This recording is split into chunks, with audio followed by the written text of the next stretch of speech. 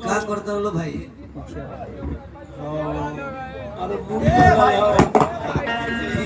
हम तो जान भी दे देंगे आपको पाने के लिए। देखो मीठ मत बोले बतियाबो। जो तो तू धोखा दे दोलो बड़ा क्रिया खइलू। एके संगे पढ़ल लिखल जाई। एके संगे सुतल बैठल जाई। एके संगे ना तारा बाबू के समय बैठ। बाकी लइकवा कहत के सुनो। अरे छुए न देलू जगवले रहे।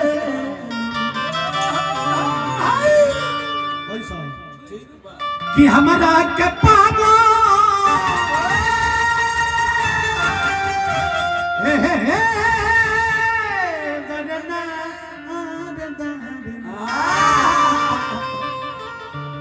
कि हमारा के पागो अरे बनवले रहे। अरे छुए न देलू जगवले रहे।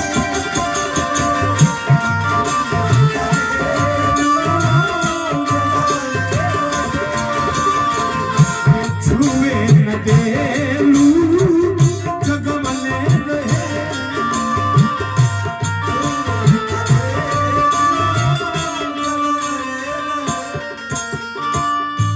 हमारा के पागो हमारा के पागो बनवले रहे।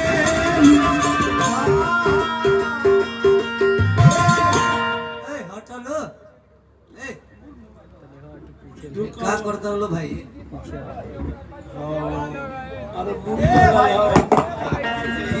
माइक भूला जाइए में हमने कहोगे लगा रोला तारा बेचैनी हो गई। ना ये तो जगह बड़ा ई कहता कि एकरा में ना हमारा में। देखो हमारा के पागो हमारा के पागो बनवले रहे। छुए न देलू जगवले रहे।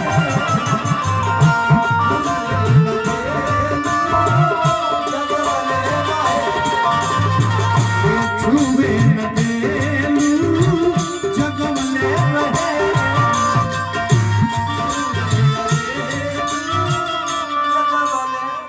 नितिलेश भाई जी अमीन साहब ये हमारा के पुरस्कार दे के नित्यांगना के पुरस्कार दे के सम्मानित करले बनी। तो जब रुपया देले बनी और उहे सुने ओ राम जी बड़ा दुख दे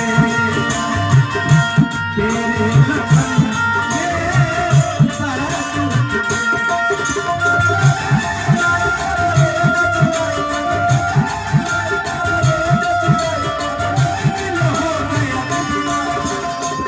बड़ा दुख दे तेरे लखन ये बड़ा दुख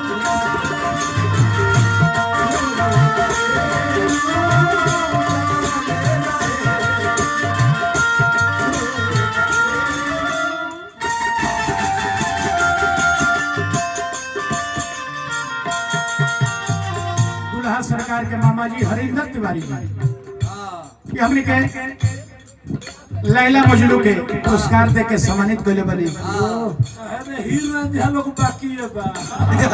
लइकवा कहते के सुनो। चांदों से मंगाई है और सितारों से सजाई है। सजाई है चांदों से मंगाई है और सितारों से सजाई है।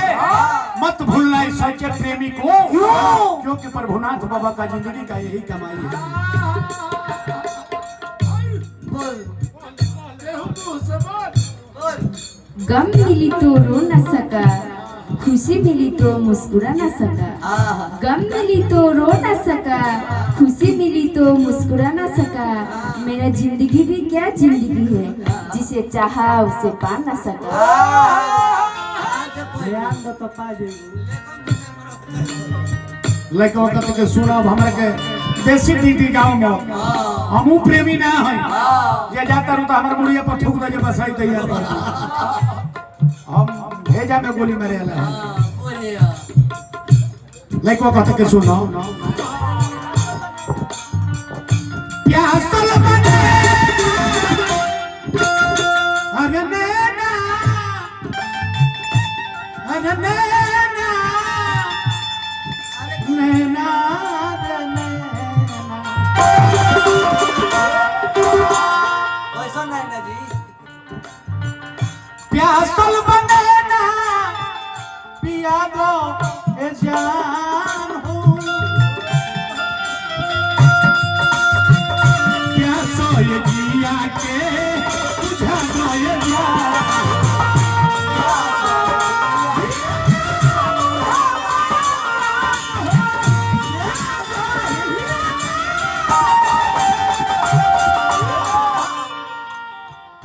आइले तो घुघुटा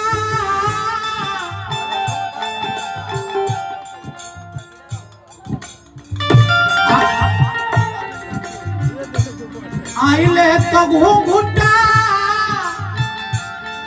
आर गिरबले रहे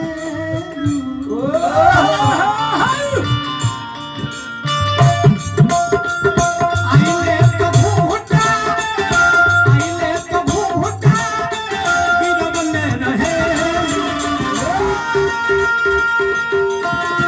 छुए न देलू जगवले रहे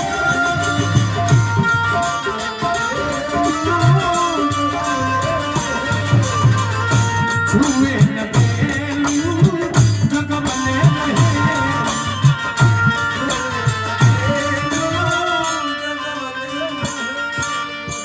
काहे खिसियाई हरि जान काहे खिसियाई हरि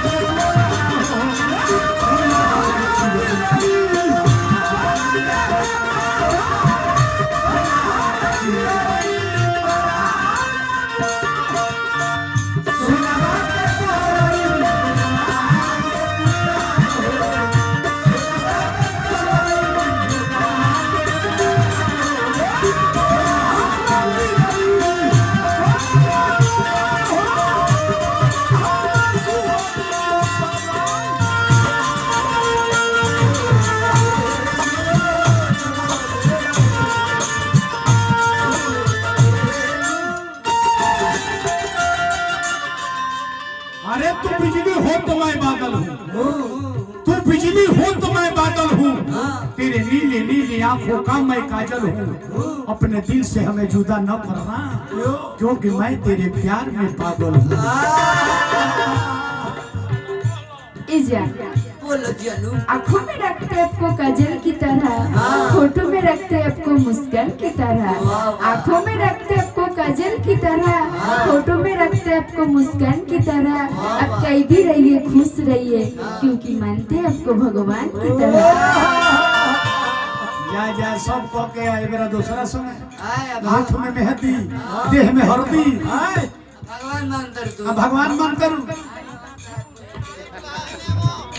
दुल्हा सरकार हुआ तो बने रवि बाबू आज के राम जी तो आज के राम जी रुआ बनी पहले हमनी के भोजन करा दी तब रुआ भोजन करी अब तो बियाह ले रुआ निमन से भोजन मिली ना ना और हाथ आ कोहरवत के जो ये भात खा ले अभी जो बियाह हो जाए हाथ हरा और बना जाए आज भरो जो देवे के बाद खर्चा करते है 500 मेहरारू आ जाए कहे जे सुनी जी सुने जी 500 खर्चा नहीं क्या करे के हां 2.5 समय काम चला ले ऐसा आदमी के बने तो हाथ हरा और बना जाए कब जब बियाह हो जाए तो अकेले रही हम अब 2 आदमी हो गई ये पर तन ध्यान देव तुम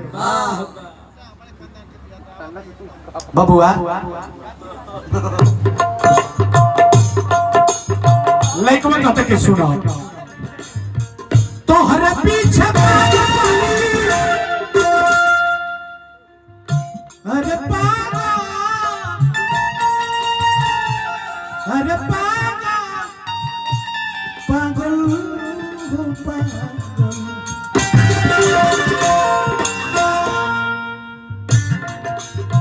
तोहरे पीछे पागल बनी अरे कुछ ना बुझाता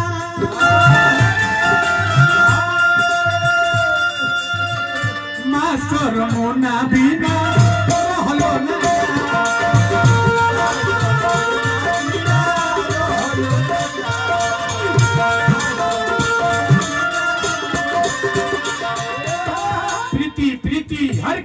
इश्क करने की दुआ क्यों नहीं मिलती? क्यों? प्यार करे के बता लैला मजनू खानी करो, हाँ। ही रंझा खानी, सोहनी महलवान खानी, राम और सीता खानी, महादेव और पार्वती खानी, कृष्ण और राधा खानी। निर्मला यादव प्रभुनाथ तिवारी हट हट अरे क्या हमारे कौन ना सुनो ना वो भैंसी के ना पंडित जी के देख हर किसी को इश्क करने की दुआ क्यों नहीं मिलती? क्यों? अरे लोग कहते हैं कि इश्क एक बीमारी है, हैं? पर मेडिकल स्टोर पर दवा क्यों नहीं मिलती? लो फायदा ए जान बोला नहाना है तो 20 धारों में आओ, किनारों में क्या रखा है? यस नहाना है तो 20 धारों में आओ, किनारों में क्या रखा है? प्यार करना है तो बाहों में आके करो, इशारों में क्या रखा है? इशारा मत करी जाई बा में गले डरे लड़का कहता कि सुनो तोहरे पीछे पागल पानी अरे कुछ ना बुझाता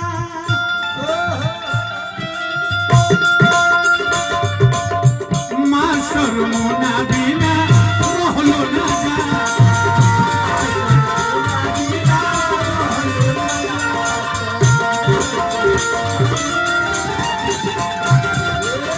बाबा प्रभुनाथ के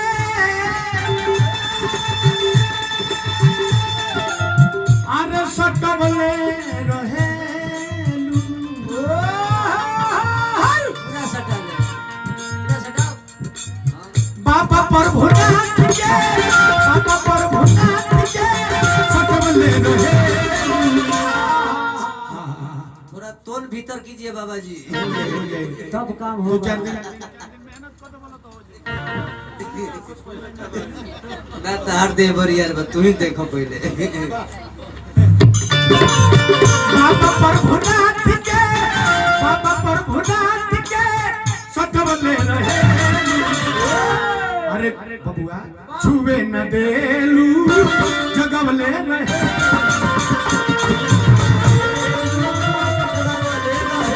छुवे न देलू जगवले रहे